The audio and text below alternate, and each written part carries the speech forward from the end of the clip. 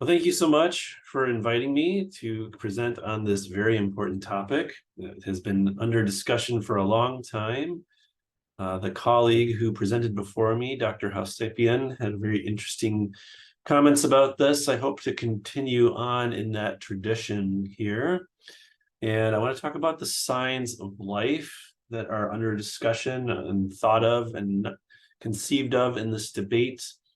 And I really want to pose the question to going forward for everybody here, how shall we respond to the brain dead body, and offer some Christian reflections. So, like usual, I pack way too many things into my presentations. And so I feel the need to summarize things up front to help you give at least a roadmap for where I'm going. And so what I'm going to do in this talk is highlight what I take to be the relevant criteria used for distinguishing life from death.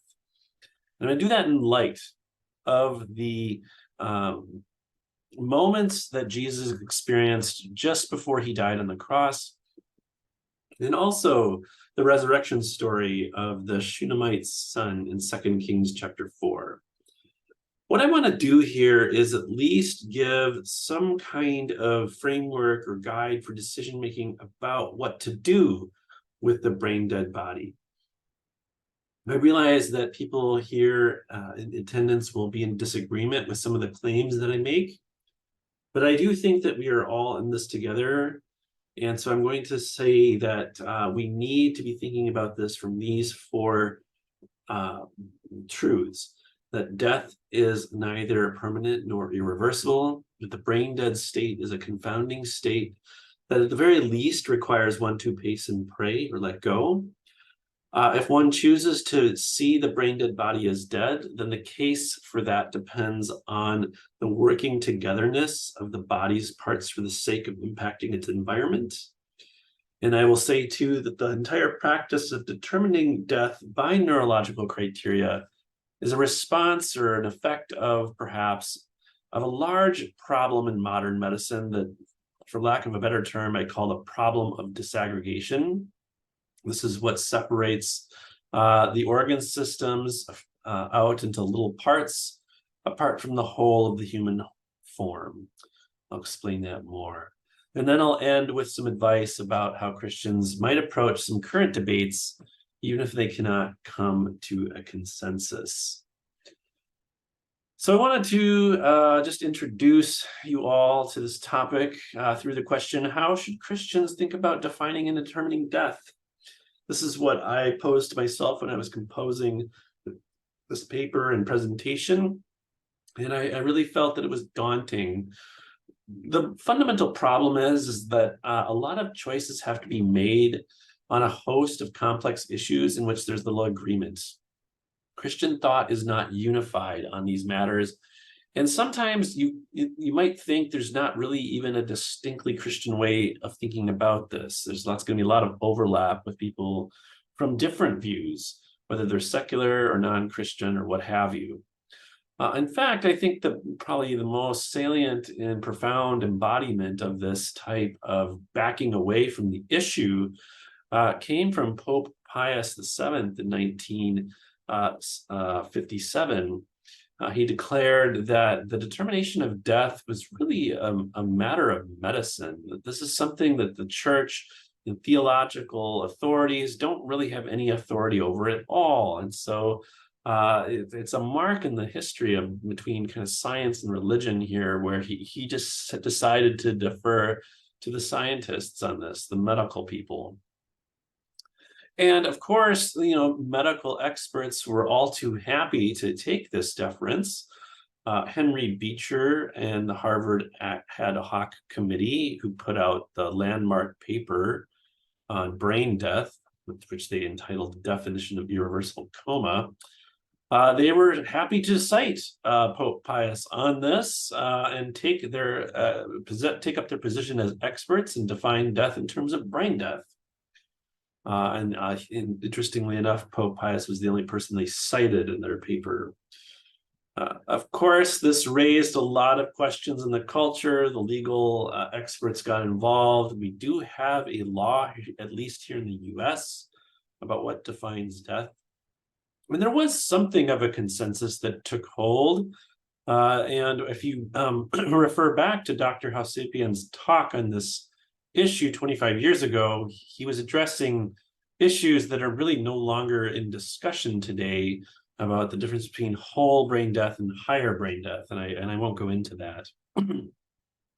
But one of the things is that we need to remember is that Christians have been very active in this. And one Christian in particular, practicing Roman Catholic, is Dr. Alan Schumann, who has really, I think, done the most to erode the consensus that brain death is death. He had this amazing meta-analysis and case series of a number of patients who were declared dead on neurologic criteria, but whose bodies experienced prolonged somatic survival. Then in 2013 and in 2018, the tragic case of Jahai McMath became a kind of media sensation.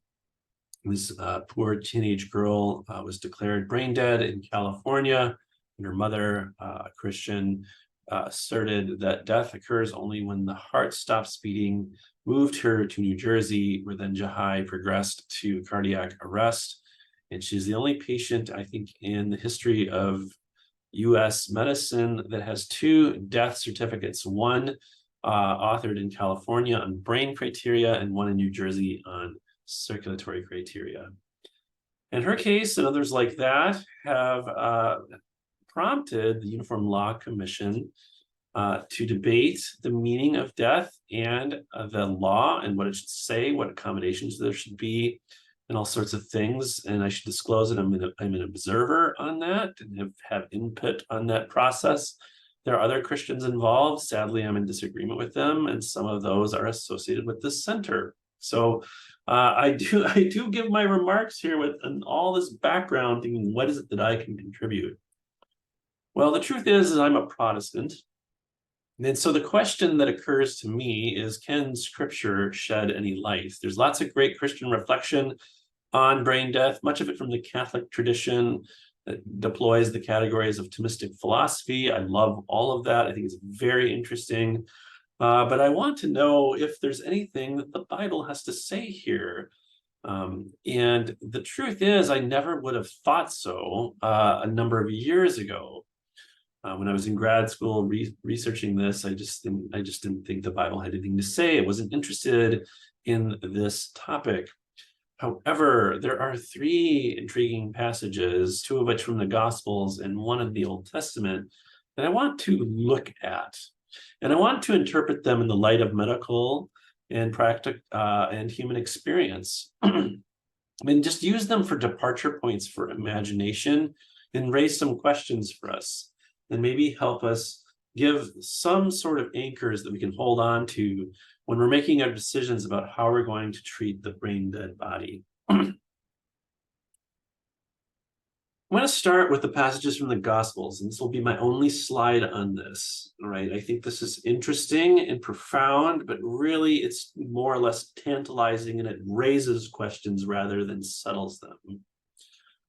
In the passage from Mark, we read, "With a loud cry, Jesus breathed his last, and the curtain of the temple was torn in 2 from top to bottom." And then in Matthew, we read something of the similar event, right?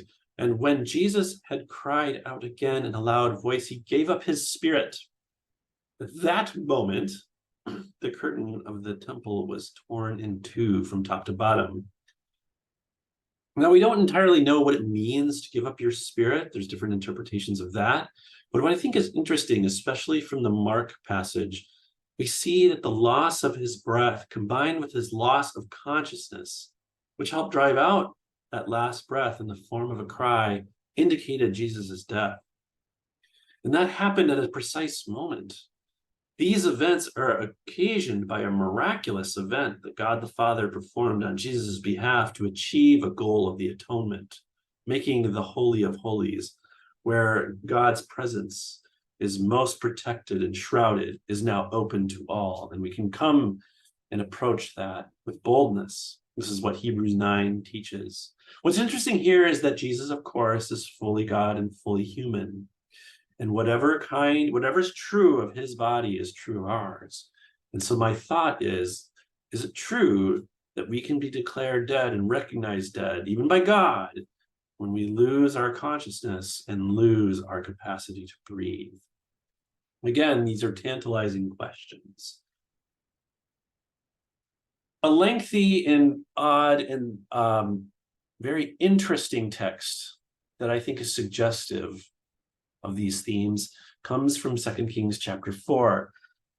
I have debated about reading this out loud, and I've decided to because I think it's very interesting and very important. So I will take the time to do this. About this time next year, Elisha said to the Shunammite woman who was childless, "You will hold a son in your arms." "No, my lord," she objected. "Please, man of God, don't mislead your servant." But the woman became pregnant, and the next year, about that same time, she gave birth to a son, just as Elisha had told her. The child grew, and one day he went out to his father, who was with the reapers. He said to his father, "My head, my head." His father told the servant, "Carry him to his mother." After the servant had lifted him and carried him to his mother, the boy sat on her lap until noon and then died. She called her husband and said, "Please send me one of the servants and a donkey so I can go to the man of God quickly and return." When she reached the man of God at the mountain, she took hold of his feet. Gehazi came over to push her away, but the man of God said, "Leave her alone. She is in bitter distress, but the Lord has hidden it from me and has not told me why." "Did I ask you for a son, my lord?" she said. "Didn't I tell you, don't raise my hopes?" Elisha said to Gehazi, "Tuck your cloak into your belt and take my staff in your hand and run. Don't greet anyone you meet, and if anyone greets you, do not answer, and lay my staff on the boy's face." Gehazi went ahead and laid the staff on the boy's face, but there was no sound or response. No. So Gehazi went back to meet Elisha and told him, "The boy has not awakened." When Elisha reached the house, there was the boy lying dead on the couch. He went in, shut the door on the two of them, and prayed to the Lord. Then he got on the bed and lay on the boy, mouth to mouth, eyes to eyes, hands to hands. As he stretched himself out on him, the boy's body grew warm. Elisha turned away and walked back and forth in the room, and then got on the bed and stretched out at him once more. And the boy sneezed 7 times and opened his eyes. And Elisha summoned Gehazi and said, "Call the Shunammite." And he did. And when she came, he said, "Take your son." So how shall we interpret this text? Now, if I was a Bible scholar, I would certainly draw a parallel to Israel's origin story, which depended similarly on a child of the promise. I would say that the Shunammite woman is a type of Sarah, who places her faith in God even against all odds. I would cross-reference this passage with one in 1 Kings 17, where Elijah performs a similar act on a young boy who is thought to be dead.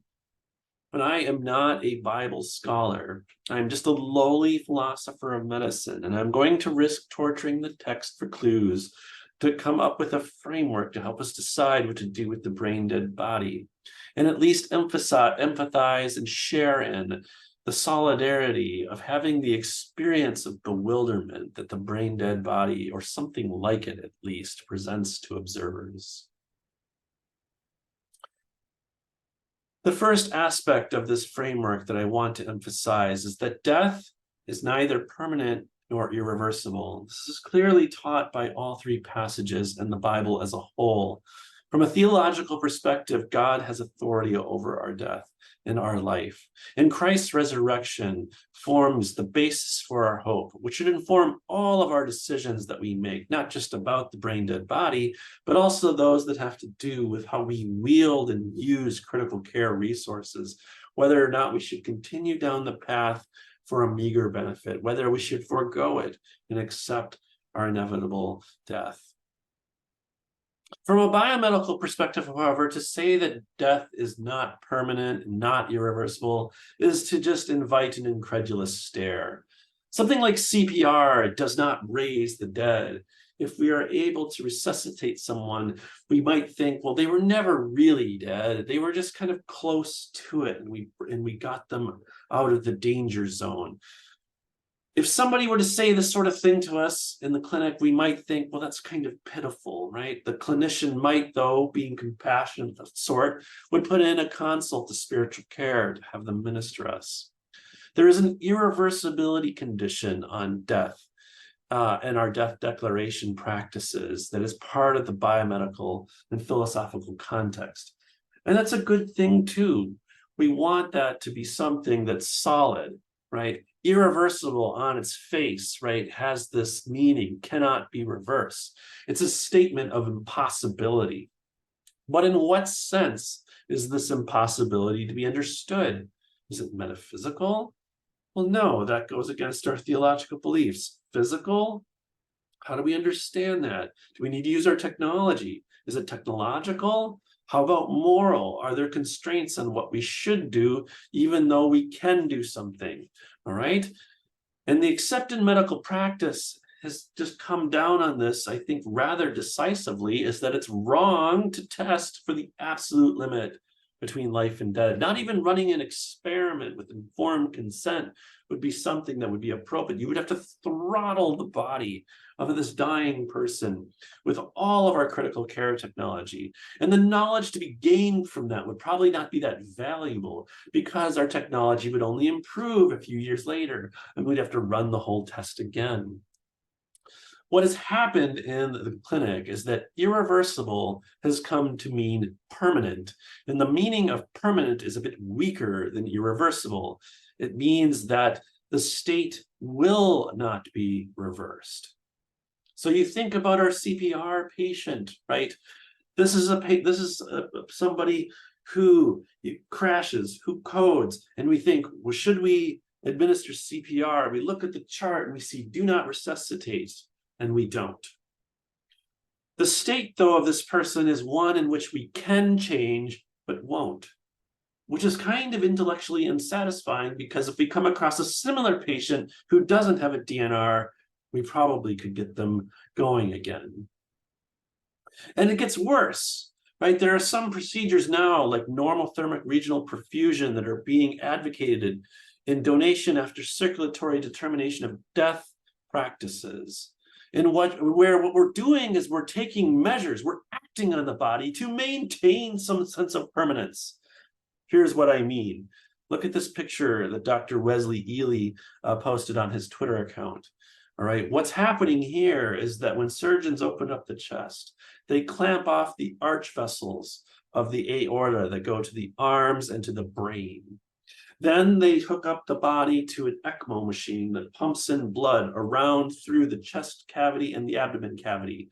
And depending on the circumstances and the method, they'll get this heart going again, beating on its own. Now, you might think, well, isn't the patient alive here since you've got all this going again? And these advocates of NRP will say no, because we have maintained a permanent absence of blood flow to the brain. It often looks like what you're doing is causing brain death here, not just allowing death to occur. And this, I think, is morally objectionable. In any event, Christians are very concerned with these language games, as are members of the general public. However, Christians, like the general public, disagree on when this irreversible state occurs. Some advocate that we must find the point beyond which the possibility of resuscitation is impossible. Others think, well, we can really go further and have more certainty, and they insist upon putrefaction. That is when we can declare death, because that's the surest sign of death. Others maintain a neurological view and insist upon whole brain criteria, which is currently enshrined in the law. Others advocate for a more something along the lines of a UK formulation, the brainstem criterion. And others, though there's not many, only look to the loss of consciousness and awareness only. Coming back to the Old Testament, though, and zooming away from that stuff, we see that what the passage is trying to say here is that death has a finality to it, but God does not get the last word over our story. It also implies that death is recognizable, and it associates it with a lack of responsiveness and breathing. Now, let us talk about the confounding state that comes up in this passage and also faces us when we think hard about the brain-dead body. What's interesting here is the intervention that Elisha undertakes. He lays on the boy mouth to mouth, eyes to eyes, hands to hands. Commentators think that this is a kind of ritual practice that is meant to mediate a life force from the prophet to the dead child. What's interesting here are the sections of the body that are noted in the text, these body parts, the mouth, eyes, and hands. We can infer from these Hebrew metaphors that they are metaphors for functions, the mouth being associated with breath, eyes with alertness and awareness, and hands with purposeful movement. Now, what's interesting here is that Elisha's first attempt only establishes warmth in the body. Now, as somebody who thinks hard about this and is thinking from medical experience with brain death, I wanted to know whether or not there was a heartbeat here. Okay, just like there is in brain dead patients. The text doesn't tell us. It also doesn't tell us whether or not there's some residual hypothalamic functioning. The hypothalamus is part of the brain that has been observed to keep functioning even though patients have met the whole brain criteria that's used in the clinical exam methods that is accepted by neurologists around the world. This part of the brain is responsible for many things, but among those things, it's part of our temperature regulation, right? There's an association here with warmth of the body. What's interesting to me is that Elisha does not really think he has succeeded here. He's failed in some sense. He paces, he prays, and he tries again. He doesn't call the mom to say, I've raised your child from the dead. What he does is he lays on the child again, which then successfully results. And those results are defined in terms of 7 sneezes and open eyes. Then and only then he calls the mother. We have a kind of perfected state where we have both. We have 2 definitive signs of life: consciousness and self-directed breathing. Now, I should disclose at this point that I believe that brain death is death, and I advocate for what I call neurorespiratory criteria. I have a paper about this in which I, as acting as an observer on the Uniform Law Commission, have talked to other observers and say, this is what we think that brain death is and what should be recognized in the law. Right? Brain death is the state in which an exam has determined that there has been a brain injury leading to permanent loss of the capacity for consciousness and the ability to breathe spontaneously and the loss of all brainstem reflexes. When those things have come together, once we have those established, you can declare people dead. Right? And we call these neurorespiratory criteria. This is controversial, right? This is very controversial because what we're saying here is that not all functions of the brain matter, like that hypothalamic functioning, right? This has caused a rift between I and other observers, some of them who are Christians, some of them who are associated with this particular institution that I'm talking at now. Right, so this is very controversial, and I expect pushback about this. But let me back away from this for a moment to try to say something a bit more unifying.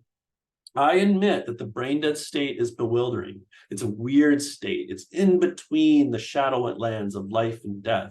And it's confounding to observers. It's confusing. What must we do? Can we decide? Can we make a principled decision and say that this patient who's brain dead is dead? Or must we hesitate and say, no, back off? This is the problem. I do think that Elisha confronted something similar. He paced, he prayed, And he tried again. Some think he failed, like Charles Spurgeon, and thought, the idea here is to keep persistent and try again. I don't think that's quite accurate, though. We know what failure looks like. Gehazi was not able to make any difference at all. Elijah does make some progress, though, much like we can in the neurocritical care unit with our hypothermic treatments and our hemicranies. But then ultimately, we can't do anything else, all right? It's progress, but it doesn't do enough. And the question I have for you is, what if Elisha's second attempt have failed? What if all he could do was just maintain warmth in the body? I think a similar situation faces intensivists, especially those in the 50s, who had these bodies, who were ventilated, probably because of polio, and yet they progressed to cardiac arrest. And when they did an autopsy, they found that the brain was liquefying and necrotizing out of the body long before arrest occurred. I think this question confronts family members, right? Like this mother who pled for her 1-year-old boy at the Texas Medical Center. Aren't they warm to the touch? Aren't they just sleeping? Why can't they wake up? It seems like grieving at this point is inappropriate, but then some people do grieve. What's going on? I think the sense of bewilderment is natural. It's also, it appears to be ancient. One of the things in the background of our death determination processes is what I call there isn't anything more we can do criterion.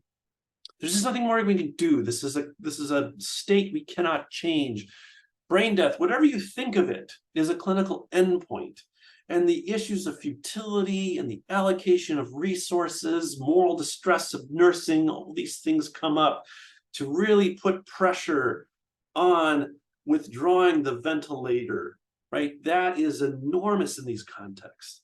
And that's because nothing but prayer and trust in God can be done in response. Of course, resurrection can happen without ventilators, but it's very hard to think that when you see your loved one who looks like they're just asleep, they're on one. This leads me to talk about working togetherness. For those of us who choose to think that brain death is death, this is an important piece of the puzzle. The activity of the eyes, the mouth, and the hands, they must be taken together. And this activity identifies something primitive and mysterious, yet perceptible to observers in the phenomenon of life.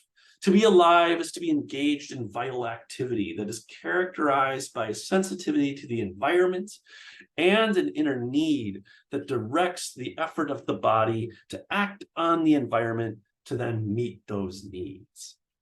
When I read through this passage, I thought of the writings of Hans Jonas and Leon Kass and the President's Council's 2008 white paper on this very subject, all of which that emphasize the working togetherness of an organism's aggregate parts to perform this unified act of self-preservation.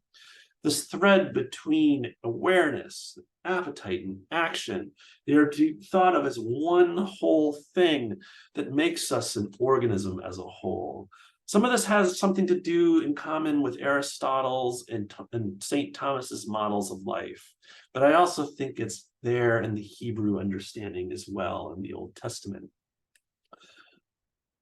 I've tried to give a philosophical account for why I think brain death is death in this lengthy paper, which I'll just summarize here.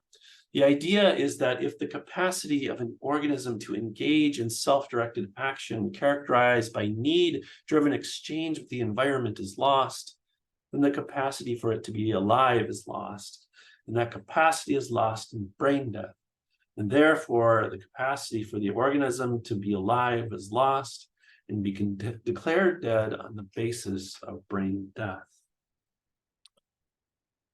Now, I welcome disagreement on that point. There's a lot of subtleties in that argument, and I realize that there's different ways of interpreting the data, and we can talk about that.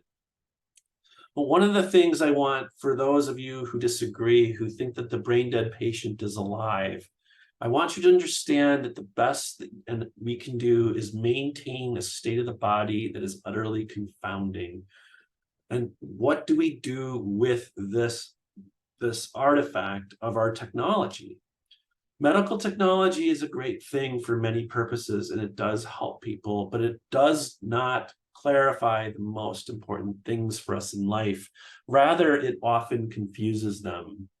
So for those of you who believe the brain-dead patients are alive, I think then what you must face is that you either must pace or pray, and only for a season, not indefinitely, or resign the body to a more natural fate. Again, death is neither permanent nor irreversible, and we have hope in Christ, no matter what the circumstances are. I want to talk a little bit about the problem of disaggregation. I think that brain death is a response to this, right? The problem of disaggregation is one that isolates the functions of different parts of the body from the whole. I think transplant medicine is a really great paradigm example of this. I think of Norman Shumway, a surgeon from Stanford, who said, you can transplant any organ into the body from another one except for the brain. This brain-centric view, of course, was also of interest to a neurosurgeon in the 60s and 70s who wanted to perfect the idea of a head transplant, which some people aren't interested in, believe it or not. This idea that the soul is somehow in the brain, right? And this separation of functions into organs that we then focus on with all of our critical care medicine. This is still with us, this mentality. And this problem has been perennial. But it was also made salient and wrestled with, I think, in a deep way by one Christian ethicist in particular, and that is Paul Ramsey. His book, Patient of Person, is fabulous. And my favorite chapter of that book is the second one, in which he reflects upon the Harvard criteria for determining death, which were only published 2 years before this book came out. In this chapter, Ramsey searches for a connection between the primitive psychophysiology of the Bible and the definition of life in terms of the heart, lungs, and brain. This primitive tripartite activity, he thinks, represents the integrated functioning of the organism as a whole. Ramsey argues that we are hoodwinked by the ventilator, and that the heart does not beat spontaneously, he says, but rather artificially in the brain-dead body. Now, his argument is a little strange, and the sense of spontaneity is obscure. People have taken him to task with certain counterexamples that I won't go into detail here. However, I think a charitable interpretation of his argument is that he thinks that the heartbeat, qua sign of life, is confounded in the brain-dead body. Its function is only a secondary effect of the lungs being filled with air at the behest of the ventilator, and not at the behest of the body, which, because the brain has failed, shows no interest in the need for oxygen. So he's wrestling here with how this tripartite activity has been separated, and he thinks that the heartbeat no longer matters because our medical technology has changed our perceptions. He tries to give then something in the neighborhood of a biological account of brain death. However, there's this interesting objection, and it is also caused by the problem of disaggregation. Aren't there other accounts of brain death that are unacceptable? These ideas that have to do with you are a brain, or you're just a person, and everything about that's special about you is located in your brain. Aren't these accounts something we should avoid? Ramsey acknowledges this, but he's also a practical person, and he doesn't want the law or policy or medicine to enter into these high-level areas of philosophy. Rather, he wants to solve a policy question for a society that's becoming more and more pluralistic in its outlook on the human person. He was actually one of the first to disentangle 3 levels of analysis. That this is something that if I'm going to recommend to anybody that they think hard about when they're thinking about defining death, they should separate these 3 things. First, there's the death concept. This is like the separation of the soul from the body, the loss of personhood, the loss of the integrated functioning as the organism as a whole. These are abstract ideas. Right? Then there is the criteria which examiners are to look for. These are empirical. They test to see whether or not these criteria have been satisfied then through tests, where it's the most concrete and operationalized thing that you can do. There are certain things you do to the body to find out if the criteria have been satisfied. People tend to think of this as some kind of linear thing. You start with a concept, then you get your criteria, and then your tests. I'm not sure it works that way. I think it's much more dynamic. I think that you can actually probably start with criteria, right? And then go to clinical tests and then formulate a concept, and you go round and round. And really it becomes kind of a mess. This is really, though, what happens, I think, in our policy formulations. In any event, to help unify the general public who's going to have disparate views on these things, he says that we should interpret practice insofar as it seeks to validate results at bedside tests to determine death. He felt that the Harvard criteria were consistent with a plurality of death concepts. And he wrote that we should therefore take the current discussions of death to be practical proposals for revising the procedures for stating that death has occurred and not as discussions of the theoretical meaning of death.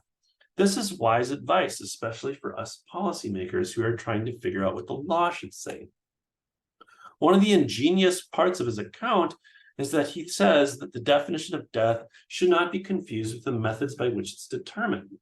And so he advises this kind of nominalism and toleration of other aberrant concept, so long as there is an account that is biologically coherent, ethically sound, and theologically meaningful and medically practicable. There are some questions, though, that are left over for us. What about those who don't think there is any such account? How should they be treated? Should we give people an opt-out clause? What does that mean to do so? At the most, it would mean to be a right to be free from brain-based declarations. But a thornier question is whether or not you have a right to die on the ventilator and then be maintained in a brain-dead state until you progress to cardiac arrest. There's also the question of how should brain death be communicated?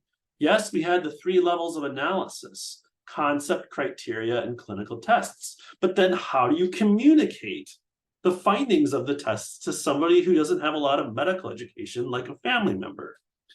The search for translation continues. However we do that, it should be separate from criteria for withdrawing life support or for criteria for being a donor. Those things are different. Also, for those, especially those who are dissenters, they should document their donation preferences in such a way that makes their activity and choices consistent with the dead donor rule. For all of us, though, I think no matter where we are on this issue, we should advocate for more rigorous exam methods.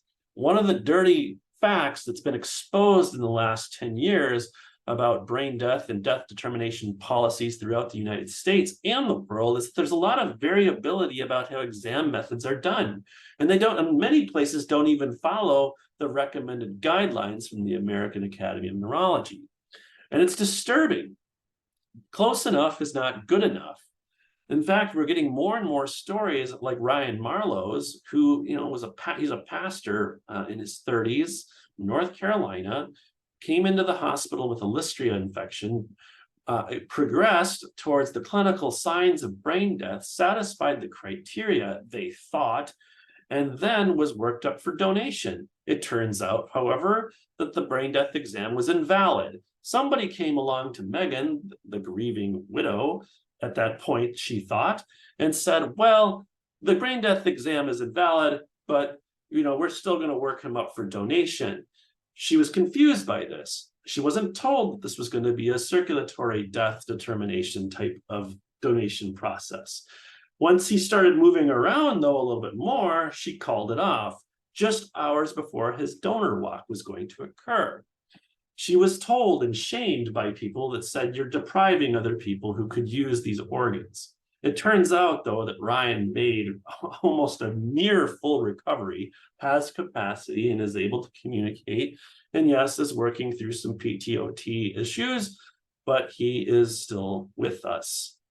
When I talked to Megan about her unusual experience, she said that really the main thing she wanted to communicate to me and to everyone here, because I asked her what she would want to say, is that in our medical context, there's a real lack of respect for life and a failure to communicate how things are done.